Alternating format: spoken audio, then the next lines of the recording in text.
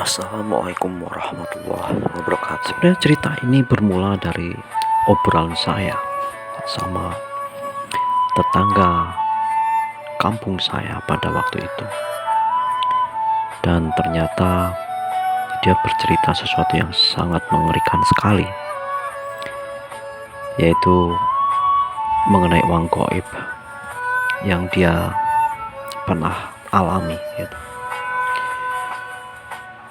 Pertama-tama biasa, karena dia merasa bosan dengan hidup susah, merasa bosan dengan hidup sengsara.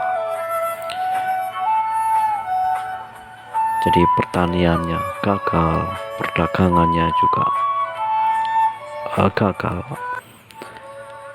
sehingga dia sampai ke titik di mana dia sangat frustasi. Sudah bertahun-tahun seperti itu. Saudara-saudara yang budiman, sebenarnya cobaan Allah itu akan selalu seperti itu. Justru orang yang dicoba dalam kesulitan itu adalah tanda-tanda mereka dicintai oleh Allah Subhanahu wa Ta'ala. Tetapi kadang-kadang cobaan itu begitu lama, jadi orang sampai tidak tahan. Akhirnya dia berusaha untuk mencari jalan pintas atau kesana kesini bagaimana untuk mencari duit dengan cara yang cepat.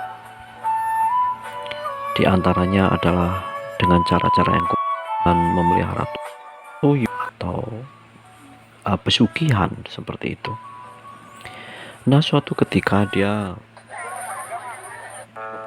bertemu dengan seorang juru kunci kuburan. Sebenarnya bukan juru kunci, kalau kita sebenarnya memanggilnya adalah tukang bersih-bersih kuburan. Nah, akhirnya dari obrolan-obrolan itu sudah mendapatkan titik sebenarnya. Nah, sebenarnya orang ini, maaf sebelumnya, bahwa orang ini sebenarnya tidak mau diekspos namanya, sehingga saya mau menggunakan nama samaran, yaitu Pak Sunardi. Ya, kita hormati privasi dia gitu. Tapi ini adalah cerita yang membuat orang shock dan bergidik. Cerita yang sangat mengerikan dan membuat bulu kuduk berdiri gitu. Nah, Bapak juru kunci itu tadi menceritakan ke Pak Sunardi ini bahwa bisa untuk mendapatkan uang dalam waktu yang cepat dan tidak perlu harus susah payah. Artinya modalnya harus berani dan harus benar-benar taat dalam menjalankan itu gitu. Nah, akhirnya Pak Sunardinya tanya, wah, itu cara seperti apa gitu. Nah, akhirnya dijelaskan bahwa pertama-tama dia harus puasa ngebleng 3 hari 3 malam. Puasa ngebleng adalah puasa yang tidak mengkonsumsi apa-apa, totally tidak makan apa-apa dalam 3 hari 3 malam. Dan setelah itu harus masih 3 hari 3 malam lagi puasa mutih. Puasa mutih yaitu puasa yang hanya boleh makan nasi putih atau ketila pohon atau jenderal lah kalau di kita di Jawa. Nah, ini sebenarnya terjadi, atau Pak Sunardi ini, misalnya ada yang tanya ini orang mana, sebenarnya orang ini orang Bansari, di Kecamatan Bansari ya, tinggalnya juga di Kecamatan Bansari gitu, di Desa Bansari. Nah, akhirnya dari pembicaraan itu akhirnya disepakati bahwa dia ingin mencoba menjalankan itu. Nah, singkat cerita, Pak Sunardi setuju dengan puasa ngebleng itu mulai pada Jumat Kliwon. Puasa ngebleng 3 malam dan sudah dijalankan. Kemudian dia puasa mutih dan sudah dijalankan juga. Nah, berikutnya ini adalah bagian yang paling sulit, yaitu dia harus mandi, harus kungkum di pertemuan dua sungai, di muaranya itu dia harus kungkum selama semalam suntuk pada hari Jumat Kliwon juga setelah jam 12 malam. Nah, itulah akhirnya semua persyaratan, apa kata-kata dari Pak Juru Kunci itu semua dijalankan, sampai akhirnya dia mencari pertemuan sungai. Nah, ini ternyata tidak ketemu di daerah desa kami, di desa Bansari. Akhirnya dia cari di daerah lain dan akhirnya ketemu juga. Akhirnya dia menjalankan ritual itu semalam suntuk, kungkum mandi di situ sampai selesai jam 4 pagi, setengah 4 pagi. Itulah perjalanan yang memang dia harus mengetes mental dia dari sisi keberanian dia, mental dan spiritual dia. Itu harus dijalankan sendiri. Saudara-saudara, berikutnya ini sesuatu yang lebih mengerikan lagi juga. Setelah itu, setelah kungkum di pertemuan 2 kali selesai, akhirnya dia harus mandi air kembang 7 rupa. Setelah itu diperintahkan lagi untuk bisa menangkap 2 burung gagak atau lebih. Semakin banyak semakin bagus, karena Pak Juru Kunci bilang semakin bisa menangkap burung gagak banyak, semakin punya kesempatan untuk mendapatkan duit lebih banyak. Nah, burung gagak itu apa? Sebenarnya burung gagak itu adalah, kalau kita di Jawa, burung gagak itu adalah burung gaok. Burung gaok yang warnanya hitam, dan memang itu adalah cerita mistis juga di burung gagak itu. Nah, pada akhirnya dia berpikir secara nalar bahwa burung gagak ini adalah sulit, karena di daerah Bansari, memang tidak ada populasi burung gagak. Akhirnya dia mencari di daerah lain dengan membayar orang. Dia mencari di daerah lain, mencari di mana ada populasi burung gagak gitu. Nah, akhirnya menemukan juga burung gagak. Akhirnya dia ternyata dari temannya dia dan dia sendiri menangkap, hanya mendapatkan 2 burung gagak. Nah, setelah mendapatkan burung gagak dengan dijaring, pakai jaring, akhirnya dibawa pulang sambil akhirnya mungkin dia pikir itu udah berhenti, atau mungkin burung gagaknya tuh mau dijual atau mau gimana gitu. Tetapi memang tidak boleh bertanya dulu sama Pak Juru Kunci. Jadi apapun yang dia perintahkan harus dijalankan, jangan bertanya untuk apa, mau apa dan sebagainya. Harus nurut apa yang Pak Juru Kunci katakan, intinya itu. Nah, di hari Jumat Kliwon berikutnya,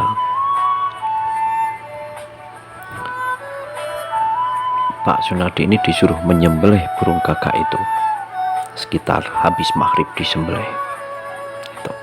Dan disuruh membuat sate. Ya, disuruh membuat sate. Dia bilang sekecil-kecil mungkin nggak apa-apa, dijadikan sebanyak mungkin sundukan daging, jadi supaya menjadi banyak porsi, banyak sundukan sate gagak itu. Nah, itu Pak Sunardi sampai selesai nyate itu sekitar jam setengah 8 malam, jam 8 lah, udah selesai semuanya. Dan pada akhirnya Pak juru kuncinya bilang lagi, jam 12 malam itu juga, jam 12 malam Pak Sunardi harus membawa sate gagaknya itu pakai bakul, pakai tempat kayak keranjang begitu, dibawa ke kuburan. Dan kuburan yang ditunjuk adalah kuburan yang ada di daerah sebelah timurnya Bansa. Nah, ini adalah bagian yang sangat-sangat mengerikan dan membuat merinding bulu kuduk berdiri. Kalau orang ini memang tidak mempunyai nyali yang sebegitu kuat, pasti tidak akan bisa menjalankan misi ini atau ritual ini. Sebenarnya Pak Sunardi juga nggak begitu mudeng juga apa maksudnya ini dibawa ke kuburan itu gitu dengan sate gagaknya itu. Tetapi dalam hati dia udah dijalankan aja. Ya mudah-mudahan ini akan menjadi rezeki dia gitu. Dia berpikir seperti itu. Nah, pada akhirnya dibawalah tank jam 12 malam. Pada waktu itu pas terang bulan, jadi tidak begitu gelap suasananya. Walaupun udah dan tidak boleh membawa senter dan tidak boleh membawa apa-apa. Dan ternyata di situ malam itu pas rembulan terang sekali. Nah, sesampai Pak Sunardi di kuburan itu, dan sebenarnya sebelumnya Pak Sunardi karena dia juga merasa sebenarnya sangat takut sebenarnya, cuman dia juga tidak boleh membawa teman dan sebagainya, tidak boleh, atau membayar teman atau ngajak teman, tidak boleh. Dia harus sendirian dalam melakukan ritual itu. Pada akhirnya dia memberanikan diri. Akhirnya jam 12 malam dia datang di kuburan itu, kuburan yang masih banyak sekali pohon-pohon besarnya, pohon beringin, pohon macam-macam itu. Akhirnya dia permisi masuk kuburan. Akhirnya dia duduk di kuburan itu, di pinggirnya kuburan itu, di pinggir jalan masuknya kuburan itu. Ternyata apa yang terjadi, ditunggu 30 menit tidak ada apa-apa. Akhirnya 45 menit dari jam 12 itu muncullah. Jadi pertama kali dia muncul dua kayak putih, kayak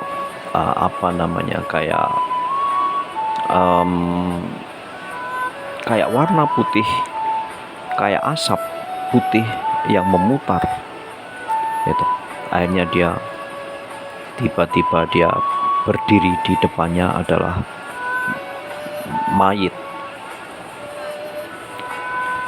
mayat dua berdiri di depannya. Dan Anda bisa membayangkan hal itu, mayat tapi matanya juga kelihatan ngebuka begitu.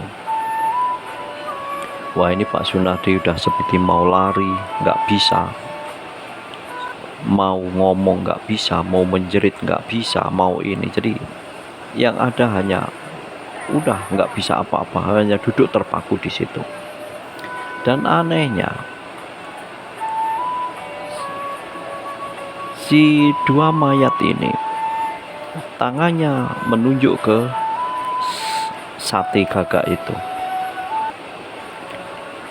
Akhirnya apa? Dengan setengah sadar dan nggak sadar dan setengah sadar, Pak Sunardi ini ngasihin sate itu ke dia satu-satu. Dan anehnya, dia juga ngasihin sesuatu kayak kertas kayak apa ditaruh di situ. Dan akhirnya begitu dia memakan itu, seolah-olah kayak memakan gitu, perasaan dia tuh kayak seolah-olah kayak dimakan gitu. Akhirnya dia pergi. Tetapi kemudian datang lagi, ada 5 jenis setan yang waduh bermacam-macam wajahnya, juga ada yang matanya satu, ada yang udah kayak pakaian compang-camping, udah ini kayak zombie berjalan, adanya matanya mengeluarkan darah, udah kayak gitu, tertatih-tatih mendatangi itu, mendatangi Pak Sunardi itu. Dan mereka anehnya berebut untuk meminta sate gagak itu. Akhirnya dibagi lagi sate gagak sama Pak Nardi itu satu-satu. Mereka juga nyebar duit di situ, dikasihin aja, udah dilempar aja di keranjangnya itu. Di akhirnya begitu dia memakannya, akhirnya dia pergi. Tapi bergelombang datang lagi, semakin banyak lagi. Itu jenis jin setan peri perayangan yang kalau Pak Sunardi bilang itu seperti kayak komplit sekali itu. Wewe Gombel, Banaspati, mayit, cumplung, gelundung, asli tadi. Jadi kayak ada yang ngesot-ngesot, ada yang bermacam-macam sekali pada datang merubut Pak Sunardi itu. Yang intinya pada berebut untuk mencari, mengambil, meminta itu sate gagak itu. Akhirnya dibagiin semua, bagi satu-satu, berebut mereka. Dan mereka juga udah naruh aja kertas-kertas itu di ini. Akhirnya udah pada dimakan di ini, seolah-olah kayak dimakannya bergelombang-gelombang lagi, seolah-olah muncul dari dalam tanah sebegitu banyaknya jenis setan peri pelayangan yang tadi seperti kita ceritakan. Ada yang mulutnya darahnya mengucur, matanya darah mengucur, ada yang cuman tangan satu, matanya di pinggir, mulutnya di pinggir, walaupun bermacam-macam. Karena kebetulan waktu itu bulan purnama, terang bulan, jadi bisa sekilas-kilas samar-samar bisa terlihat, walaupun sudah nggak bisa ngomong lagi, nggak bisa, tapi Pak Sunardi bisa sekilas bisa ngelihat mereka, walaupun dia juga sangat ketakutan yang sampai nggak bisa dibayangkan lagi ketakutan dia itu. Pada akhirnya datang lagi, akhirnya dibagiin lagi, ternyata tidak cukup. Begitu udah habis, mereka pada datang lagi bergelombang, seolah banyak sekali dari kuburan pada datang berdatangan bangun dari situ. Akhirnya karena udah habis, dia sampai udah ngerubungin Pak Sunardi itu untuk minta. Pada akhirnya karena dia dengan ketakutan yang sebegitu, udah sampai ke tingkat di ubun-ubun, akhirnya, dan kebetulan juga saat ini udah habis, Pak Sunardinya akhirnya berlari.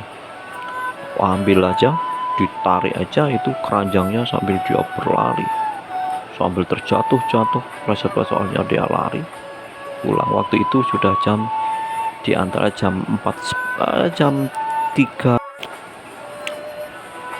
Nah, akhirnya dia sudah sampai di jalan raya. Akhirnya dia jalan pulang. Dia masih tidak bisa ngomong, tidak bisa apa. Akhirnya dia pulang dan mengetok pintu rumahnya. Dan dia juga masih nggak bisa ngomong juga karena shock begitu beratnya. Nah, akhirnya dia buatin minum sama istrinya, hanya disuruh mandi dulu air hangat, dan akhirnya sudah agak merasa lega, dan dia akhirnya bisa ngomong ke istrinya pengalaman yang dia alami. Dan istrinya sebegitu ketakutan, semua juga merasa ketakutan juga. Nah, dia belum begitu memperhatikan apa yang ada di keranjangnya itu, karena diliputi rasa takut yang sebegitu gedenya. Akhirnya apa? Setelah pagi baru dia ternyata sehabis subuh pagi dia iseng-iseng ngelihat keranjangnya. Ternyata nggak disangka-sangka, ternyata keranjang itu kalau orang Jawa bilang temboknya itu penuh dengan kertas. Yang tadi dia lihat seperti kertas itu ternyata duit beneran. Ternyata jumlahnya banyak sekali, dan katanya jumlahnya sampai mencapai 15 juta. Nah, itulah rekan-rekan, saudara-saudara semua, cerita yang sangat membuat bulu kuduk berdiri, membuat ini adrenalin berpacu, dan bisa buat pengalaman kita bahwa hal seperti itu sebenarnya dalam perspektif Muslim atau dalam agama Islam, hal itu jelas tidak boleh. Karena apapun yang dilakukan yang berasosiasi dengan setan itu tidak boleh, karena tidak percaya dengan Allah Subhanahu wa Ta'ala yang maha besar, maha pemberi rezeki, maha pengasih dan penyayang. Seharusnya minta rezekinya sama Allah, tidak dengan setan, tidak dengan ini yang mereka memang sengaja untuk menjerumuskan akhlak manusia. Tapi itulah saudara-saudara, jadi sebenarnya itu, Tetapi lepas benar atau tidak cerita itu, tidak, karena memang di situ juga tidak ada saksi mata. Jadi itu wallahu alam bishawab. Tapi itulah ceritanya yang kita bisa mengambil kesimpulan bahwa kita jangan sampai seperti itu, dan kita harus memohon langsung kepada Allah Subhanahu wa Ta'ala, Sang Pemberi rezeki. Islam itu memang tidak boleh, karena mensekutukan Tuhan, mensekutukan Allah Subhanahu wa Ta'ala, itu hukumannya juga akan sangat berat sekali. Wassalamualaikum warahmatullahi wabarakatuh.